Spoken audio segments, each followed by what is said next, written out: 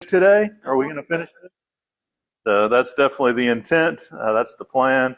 Um, we're going through what was in the workbook, the final lesson, lesson 19, seeing Moses in the New Testament. As I said, most of this was a review. We touched on these things as we were going by them in the story of Moses, but to me it was very profitable to spend a minute with it and reframe it and see how the New Testament writers within the context of the New Covenant would reference Moses and also reference the law of Moses. So I feel like it's been a good study for us. This just kind of the overview of what we've done up to this point, seeing how many times Moses is referenced. And even I would say, to this point where Moses' name is synonymous with God's law, and what you realize, I especially, it stands out to me when you go through Romans, is when Paul is using the word law in the book of Romans, most of the time he's referring to the law of Moses. And sometimes he says that, but sometimes he doesn't. And so where it mentions, how many times it's mentioned in the New Testament books, that number would be greatly, is something wrong? Oh, is that better? Is that better? All right, excellent. Good. It's good to know. Thank you for letting me know. So anyway, if you understand that, oftentimes where the word law is used, he's obviously referring to the law of Moses.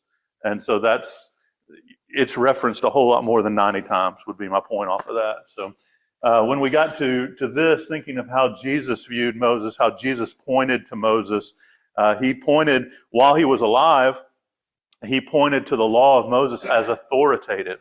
The law of Moses was something to be followed. The law of Moses was something to be respected. Also, when we got down to these points, the law of Moses was not something that he came to abolish. It was not something that he came to blow up. He came to fulfill. He came to fulfill. Get that language in our minds. So when people tell us, "Oh, well, you guys don't believe in the Old Testament," like, yes, I do. I believe in the Old Testament. I believe that it pointed us to Jesus, and the better we understand the Old Testament, the better we will understand Jesus. The deeper deeper understanding we will have of Jesus. So that's just such an important thing to remember. I did really appreciate the story, Luke. Where was it? Luke 12, Luke 16, where you see the story of the rich man and Lazarus. And in that story, remember, the rich man wants to go back, and then he wants to send Lazarus back to save his family, to save his brothers. And in that story, Abraham says, if they won't hear Moses and the prophets, neither will they hear if someone comes back from the dead. And in that story, as you think about that, the law of Moses and the prophets, the revelation of Moses, the revelation of the prophets, would keep somebody out of the place of torment. They needed to hear Moses and they needed to hear the prophets to be kept out of this place of torment. So that's extremely authoritative, powerful to make those connections. So we had that discussion. We've been building on that discussion. We looked at these last week, just thinking again about the Mount of Transfiguration.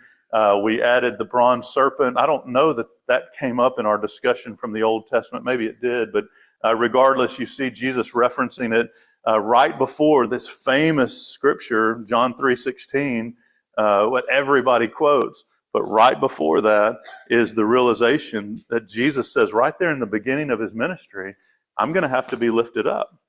I'm going to have to be lifted up. And his conclusion from that is everyone who looks on him, everyone who calls on him can have the salvation that John 3:16 talks about. So he uses that story from Moses' life, from Moses' time in order to make that point. We don't need to go back into Acts 7, but Stephen references Moses so many times. There's some interesting little extra facts or extra details that are given about Moses' story in Stephen's revelation. So when you're going back and you're reading Moses' story about, why he left the palace, why he left Egypt, those things, you put Stephen's revelation, Stephen's telling of that story beside it, and there's an added depth there. There's some added thoughts that are very helpful. But his main point, if you remember our discussion last week, his main point in referencing Moses was that he was a messenger from God who was rejected. He was a messenger of God who was rejected. And remember the conclusion in Stephen's sermon? That you guys are always rejecting God's messengers. Y'all are always rejecting God's messengers. And Moses was just one in a line of many messengers from God that you rejected. But he spends a good bit of time developing that. So getting back into where we stopped, I'd like you to turn to this passage in Acts. We went to this one last week. The reason I want to get these words fresh in your mind because it's so powerful and it connects with the sermon that we're going to be presenting this morning. So here, Acts chapter 13, Paul is beginning his ministry. This is his first missionary journey. Of course, we understand he's been preaching before that, but here on the first missionary journey, the message that he proclaims in verse 38 says, "Let it be known to you, brothers." So we're talking to Jews. He's been quoting David and the Psalms. He says, "Let it be known to you, brothers, that through this man, Jesus, forgiveness of sins is proclaimed to you, and by him, by Jesus, everyone who believes is freed from everything from which you could not be freed by the law of Moses." So he references the law of Moses. He references the inadequacies of the law and points then to Jesus, which the law of Moses did as well. The law of Moses pointed toward Jesus as, the prophet who was coming like Moses, who everyone needed to listen to. And it's important. It's important to see as the gospel was being preached in the first century, especially preached to Jews, they were not asking them to abandon the old law. They were asking them to see this as the fulfillment of the old law. This is the progression that was always planned. And you can see that in Acts 26. You can see it in Acts 28, where he's talking to Jews and he makes the point that he is preaching exactly what Moses and the prophets foretold. Moses and the prophets foretold Jesus. They foretold of what Jesus was going to do at the cross. And so you see that throughout the preaching of Paul. Any comments? We got to this point last week. Any comments or thoughts up to this point? All right, that's my quickest review yet. I think we're good, Dave. We're going to do it. We're going to do it. All right. In the book of Romans, obviously we're still in Paul's references to Moses. In the book of Romans, I had a really hard time, and of course my sermon's out of Romans this morning too, but to be able to boil it down, it would be a class or two, to think about how Paul uses Moses' teaching in the book of Romans. That's a workbook, man. That's a whole workbook. So just recognize that it's there. We're going to spend a little bit of time looking at how Hebrews uses Moses, and it's very similar. It's very similar. But again, I referenced this in the introduction. When Romans references the law, anytime Romans references the law, he's talking about the law of Moses. He's talking about the law of Moses. He's talking about that system, the system of works. He refers to it as the ministry of death. A ministry of death. That's the law of Moses. That's the old covenant. So you have to kind of understand how that's being used in order to get there. Just for one verse that kind of helps encapsulate that, turn to Romans 10. Romans 10 and verse 5. He says here, Moses writes about the righteousness that is based on the law, that the person who does the commandments shall live by them. So he's putting a cap or a synopsis on the law of Moses. He says the law of Moses wrote about the righteousness that's based on law or based on law keeping. The one who keeps the law, the one who does the commandments will live by them. And he's contrasting that to the system of faith, the justification by faith not a justification by works. So it's a part of a very large discussion, but that passage helps you to kind of get your brain around what's being discussed. I don't mind spending a little bit of time on that, but that's about, I think, a pretty good synopsis of that. Does anybody have any thoughts or comments about that? All right, so let's go next to 1 Corinthians. 1 Corinthians 9. There's a couple of points here that he makes that I know I've missed before, so I felt like it would be worth spending a minute with. 1 Corinthians 9. And this is a part of a larger discussion, excuse me, that we reference. We reference this chapter when we're trying to make an argument that a preacher has a right to make his living from the gospel. A preacher has a right to be paid for his work. And what you see is Paul pointing back to the old covenant for a foundation for these thoughts. And this happens a lot. It happens a lot in the New Testament, where the New Testament writers will point back to Moses' law as the foundation for things. So here in verse 6, picking up the context there, it says, "Is it only Barnabas and I who have no right to refrain from working for a living? Who serves as a soldier at his own expense? Who plants a vineyard without eating of its fruit? Or who tends a flock without getting some of its milk? Do I say these things on human authority? Does not the law say the same? For it is written in the law of Moses, you shall not muzzle an ox when it treads out the grain. Is it for oxen that God is concerned?" I love the principle, the way that he's referencing the principle, because, you shall not muzzle the ox while it treads out grain. And then the question, is God concerned about the oxen? Well, on one level, he was. On one level, the law specifically addressed oxen. And if they would listen to that, their oxen would be healthier and better and everything. But Paul's referencing this to make a bigger point. He's referencing this to show us a principle. And the way that Paul uses a principle from the Old Testament is a really good pattern for us to think about how we can use the Old Testament. We can reach back to the Old Testament and we can see principles, patterns, teaching, even commandments. And we can bring the wisdom from the principles and the commandments. We can bring that wisdom forward as long as we remember that it's not binding. It's not binding in the new covenant. It's not a part of the new covenant, but there's eternal wisdom in it. There's eternal wisdom in it. So I just think that's really powerful to see. Yes, sir. That's a principle we see elsewhere, specifically with the Sabbath. Mm-hmm. Right? At one point, Jesus is saying that the Sabbath was not made for God, even though God rested, right? The Sabbath was made for man. So it's good to sit and think about, okay, someone who is about rule following and checklist following, all right, I'm just not going to muzzle my ox, and then you're done. Right?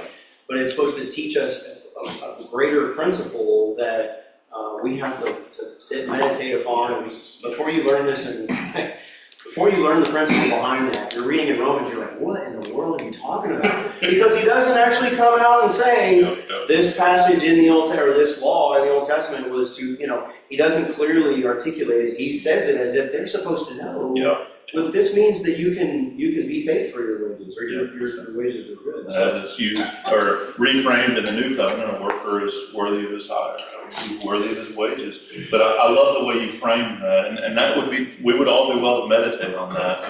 The realization, yes, the Sabbath was commanded, under the old law it was essential, but Jesus tells us the Sabbath was made for us. We weren't made for the observance of the Sabbath.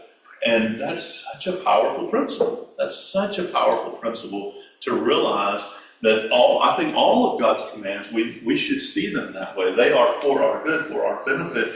Those commands are for us. God doesn't need us to partake of the Lord's Supper. We need to partake of the Lord's Supper. So when you adjust your mindset to that way of thinking, it's so powerful, so powerful. Thank you for that, sir. Further in this chapter, verse 13, he quotes or references back to the temple service.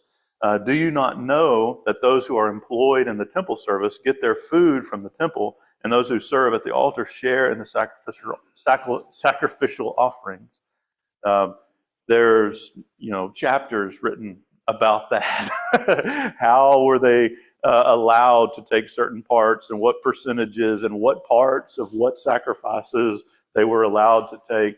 But the general principle was that if you're serving in the temple, you have a right to be provided for out of that because of that.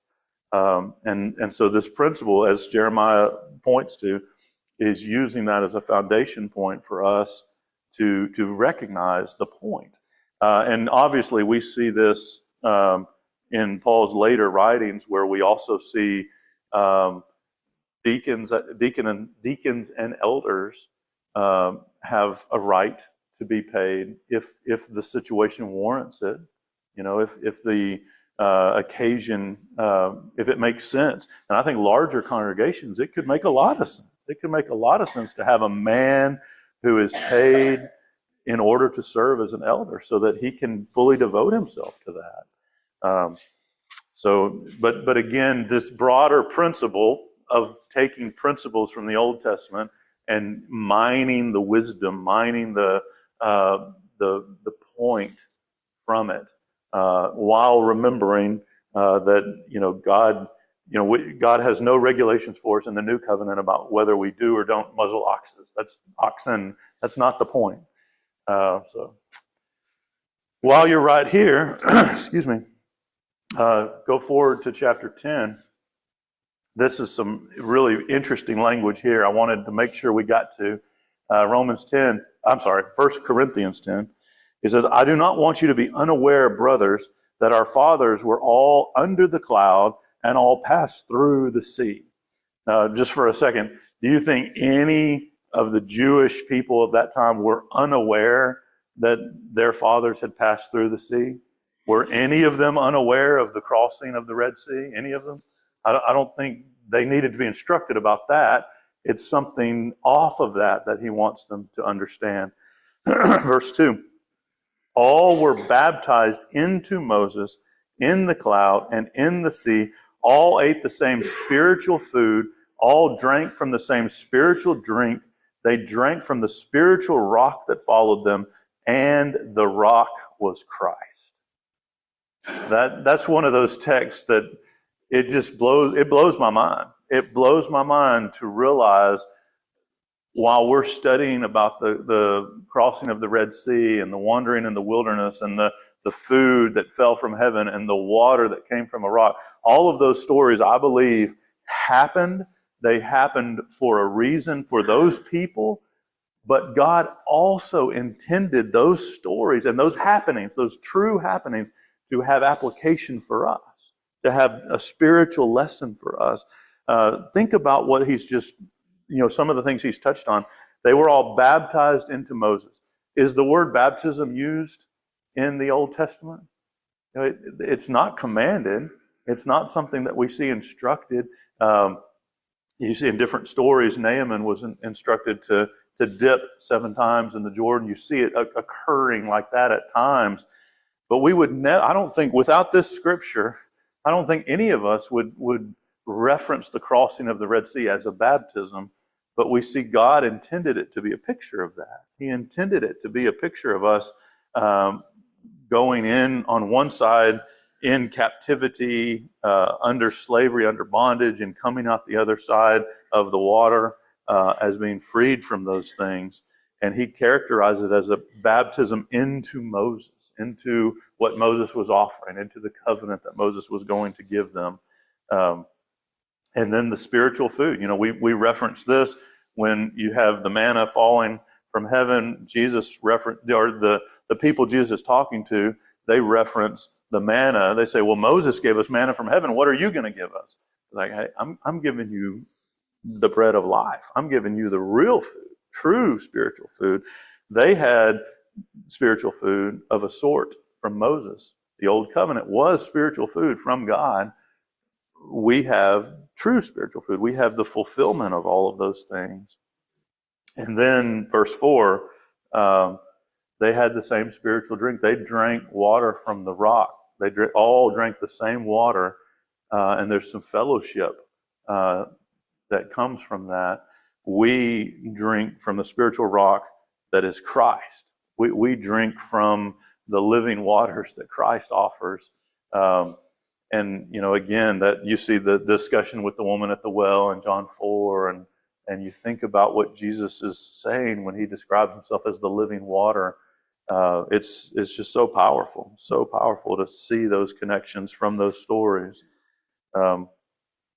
So just following the language there in verse 4, it says, they drank from the spiritual rock that followed them. So they drank from a rock that followed them, and that rock was Christ. What he's pointing back to that generation. He's pointing back to what they went through and saying Christ was with them. Christ was there in that story. Christ was there in those happenings. And I guess at least one thing to realize is, and I think we know, they had no concept of Jesus Christ, as we do. They knew of the promise to Abraham that through his seed all nations would be blessed. They knew of the promise to Eve that there would be one arise from her seed that would bruise the head of the adversary. They knew those things, but they didn't know what that was going to look like. They didn't know, and they didn't have a name for him like we do. We know who he is. We know Jesus was the fulfillment of those things. But to be able to point back and say, Jesus Christ was in this story, when in Exodus I'm reading it and I don't see Jesus mentioned, but to see Jesus as being pointed to there with Moses in the wilderness is amazing. It's just powerful to see.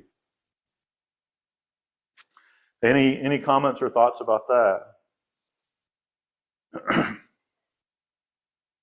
All right, same chapter. He refers to this ministry of death. If you come down to verse 7, this is talking about the occasion where they turned to the golden calf. They made the golden calf. They ate, drank, and rose up to play. Verse 7, they indulged in sexual immorality. He says, we must not do that as they did. Verse 9, we must not put Christ to the test as some of them did when they were destroyed by serpents. So he's pointing to that story of the fiery serpents, and he says they put Christ to the test. Again, they wouldn't have seen it that way. They were putting Moses to the test. They were complaining about their circumstances, but by complaining about their circumstances, they were putting Christ to the test. That's pretty powerful connection. Don't grumble as some of them did when they were destroyed by the destroyer. He says, now, verse 11, now these things happened to them as an example, but they were written down for our instruction, on whom the end of ages has come.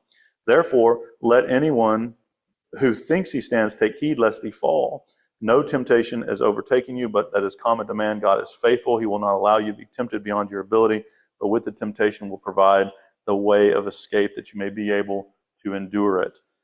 So again, not grumbling, not putting Christ to the test. I think I skipped ahead to the ministry of death. That's actually the next chapter, or the next book. I apologize, but I think there's some neat points to see there from chapter 10. So I'm sorry, let's go to 2 Corinthians now. I'm sorry about that. 2 Corinthians 3. And here's where you see the language of the ministry of death. Verse 7. The ministry of death carved in letters on stone. It came with such glory that the Israelites could not gaze at Moses' face because of the glory which was being brought to an end. Will not the ministry of the Spirit have even more glory? For if the glory of the ministry of condemnation and the ministry of righteousness, for if there was glory in the ministry of condemnation, the ministry of righteousness must far exceed that glory. In this case, what once had glory has come to have no glory at all because of the glory that surpassed it.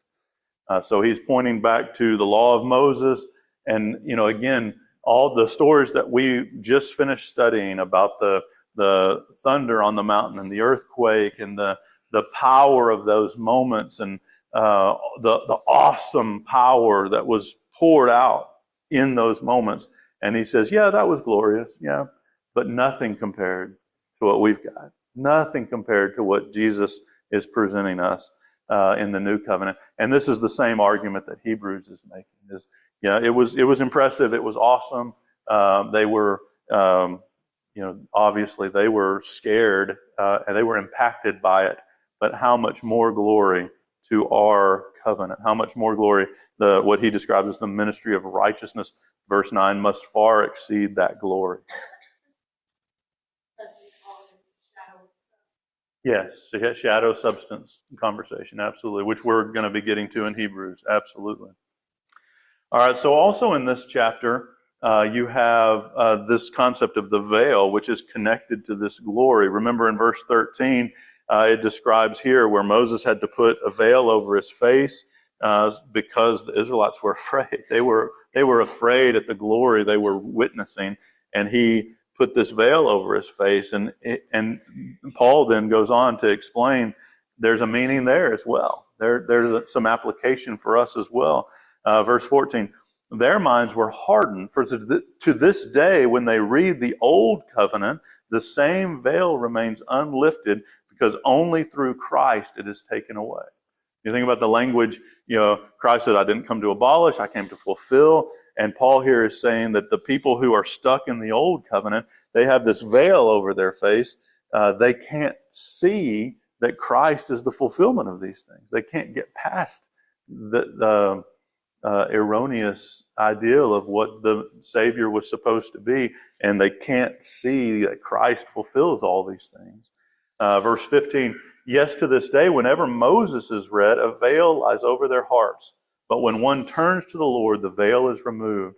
Now the Lord is the Spirit, and where the Spirit of the Lord is, there is freedom.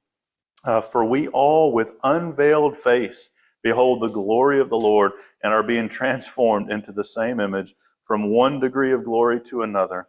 For this comes from the Lord who is the Spirit. So he's pointing back to this occasion where Moses veiled his face and using that as a picture for us to think about the glory that's being offered to us. We, with unveiled face, we are able to see Christ. We're able to see His glory to what extent we can in these earthly bodies, but we're moving closer and closer and closer to that glorified state with Him. And we're supposed to be trying to view it with unveiled face. Don't be afraid of that fellowship that we can share with Christ. That's right. Last week we referenced the language where Jesus describes himself as the chief cornerstone, but he also in that same context says, if you can't accept that, you're going to be crushed by it. If you can't accept that I am the chief cornerstone, you will be crushed by it. Yeah. You can put this context beside, you can put this context beside Romans 10, where Paul describes these people who had this veil over their face, but he describes them there as having a zeal for God, but not in accordance with knowledge. They just couldn't see. Their faces veiled in these terms, and they just couldn't accept the righteousness of God. They couldn't accept His plan for Christ to be the fulfillment of the law. Over in 2 Timothy, there's so many more, references to the law that we could make, but I thought this one was interesting. 2 Timothy 3, and you get down, he's describing false teachers here, and it's kind of summed up in verse 7, where he says they're always learning but never able to come to the knowledge of the truth. These people, and he just describes so many things about who they are in the verses leading up to that. Always learning, never able to come to the knowledge of the truth. Just as Jannes and Jambres opposed Moses, so these men also oppose the truth. Men corrupted in mind, disqualified regarding the faith, from the faith, they will not get very far, for their folly will be plain to all, as it was with those two men. He points to these men who rebelled against Moses and perished. Their folly will become obvious to all. And so he points back to those stories, to that story, to make that point. Any thoughts, other comments about Paul's use or references to Moses? As I say, we could go on in that vein, pointing to different teaching and principles in the Old Testament and how they're applied then in the New. But any thoughts or comments? All right, let's spend a minute with Moses in Hebrews. Moses referenced in Hebrews. You have this powerful text here in chapter 3. I had it up on the screen a couple weeks ago, where he's comparing Jesus Christ to Moses. And the main point, as with everything in Hebrews, is the new covenant is better. Christ is better than Moses. That's the main point. But there's some wording in there that's really interesting, where he describes Jesus was faithful. Jesus is faithful in the house as a son. Moses is faithful in the house as a servant. So he's trying to get them to see, you're listening to the Son. You're listening to the Son, only begotten Son of the Father. Moses was faithful. He was wonderful. In his time, he did exactly what God needed him to do. But he was a servant. He was faithful as a servant. And he makes the point, he calls Jesus as the builder of the house, where Moses is just the structure. He's the thing that was built. He's the building. Jesus is the builder. So that discussion there, making the point that Christ is superior. He is greater than Moses. You can go through this text and really a larger text if you wanted to, but the whole point of this text is to talk about how the people who received Moses' message were not benefited from it because they didn't consistently follow it. They fell away because of unbelief. And his point, and we'll get to it in chapter 10, which is really the climax of that train of thought, is, they should have listened to Moses. They should have paid attention to Moses. Moses was the messenger for that time, for them. They should have been paying attention. When they didn't pay attention, what happened to them? When they didn't listen to their messenger, they were destroyed. Some of them directly destroyed in the moment. All of them perished in the wilderness. None of them, save Joshua and Caleb, made it to the promised land. And he describes that. It's in Hebrews 4, I believe. Why they did not. Why did they not enter the rest?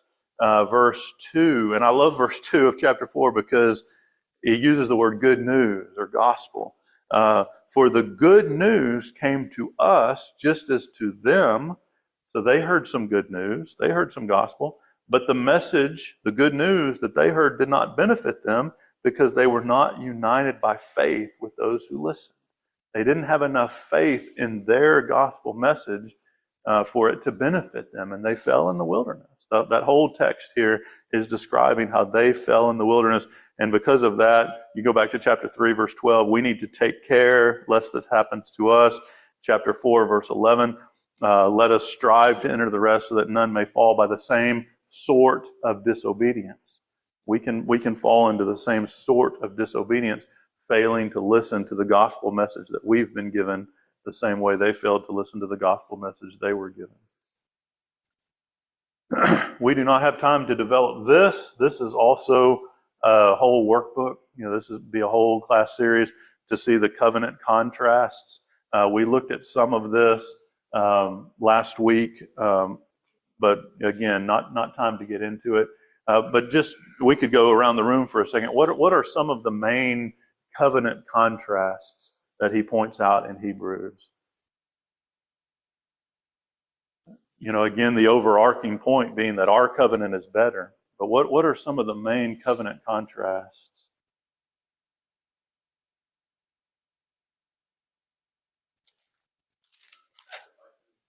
Sacrifices. Our sacrifices a little bit better, a whole lot better.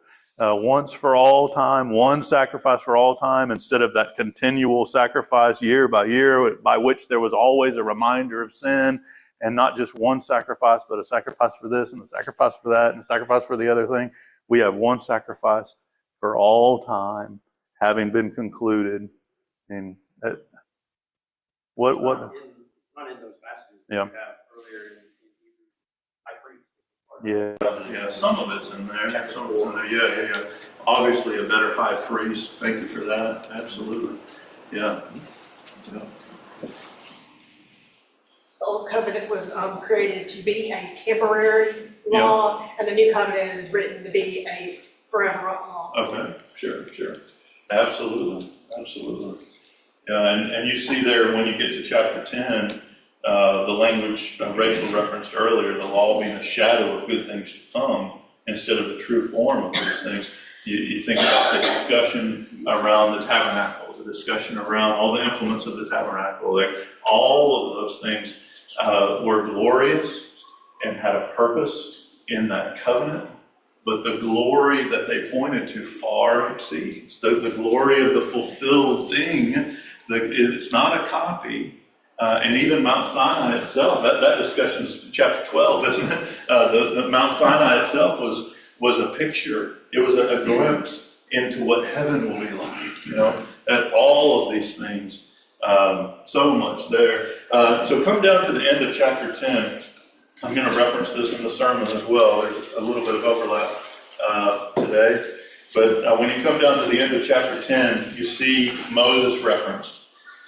He says, verse 26, if we go on sinning deliberately after receiving the knowledge of the truth, there no longer remains a sacrifice for sin. That awesome, perfect, wonderful sacrifice that we are promised in the new covenant. If we continue in sin, there's no other sacrifice. There's no other sacrifice. Christ's sacrifice is sufficient for salvation, but not if we continue in sin. Not if we continue in sin. But, he says, a fearful expectation of judgment, fury of the fire that will consume the adversaries. Anyone who set aside the law of Moses, he's pointing back to them, anyone who set aside the law of Moses dies without mercy in the evidence of 2 or 3 witnesses. How much worse punishment do you think will be deserved by the one who has trampled underfoot the Son of God, and so on?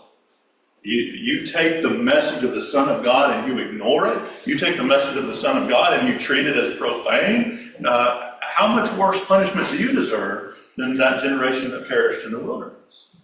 That's the point that he's drawing.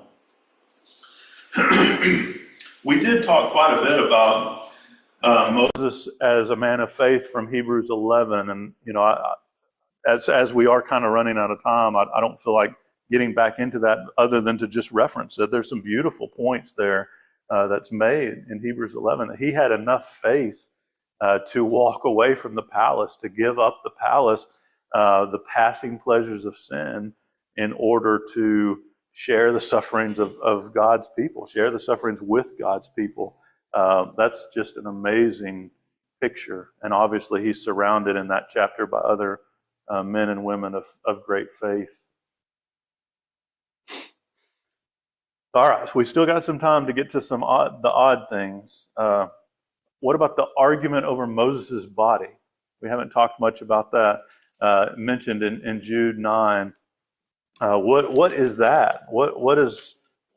Well, I guess why is that argument happening? What's the circumstances? And then, what are we to take from that? What are we supposed to learn from it? It's in verse 9. The archangel Michael was contending with the devil, disputing about the body of Moses. Like, what's that about?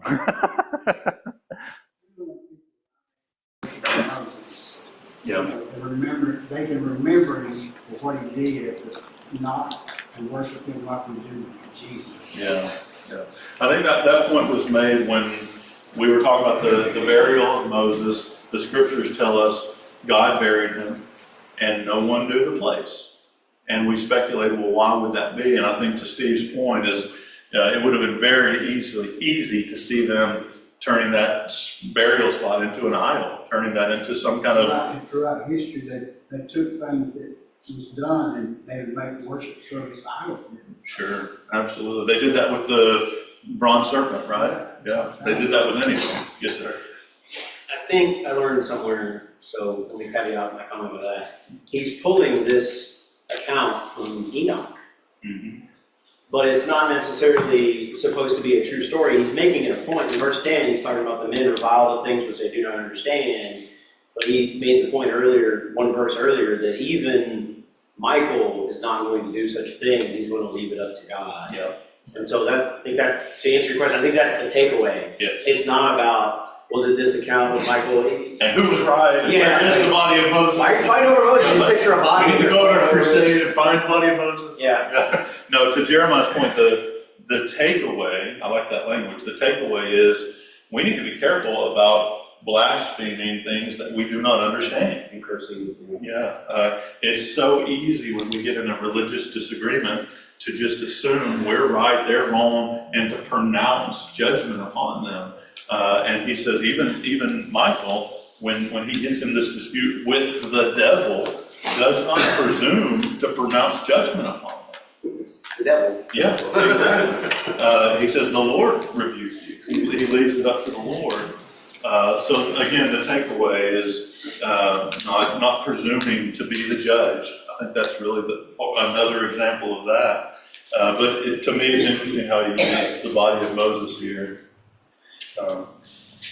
There's no answer to that. Well, there's not. There's no answer to that. That's right. 2 Timothy, 1 Timothy 2, but both Timothys, Paul warns Timothy about the ignorant controversies, foolish controversies. All right, one other reference, the song of Moses and the Lamb. In heaven, they're singing the song of Moses and the Lamb. That's just beautiful to think about. Now, we have a couple of songs in our book that reference that concept, but we have no idea what that song sounds like. You know, that's fun to think about, you know, what that song will sound like. It'll be more glorious than anything we've ever known. But again, that ties Moses to Christ. It shows these two covenants standing side by side. Moses has not been undone or destroyed to get to the Lamb. Moses was the tutor, the schoolmaster that led us to the Lamb. And when that song is being sung in glory, they're together. One leads you to the other to tell the story of the Lamb.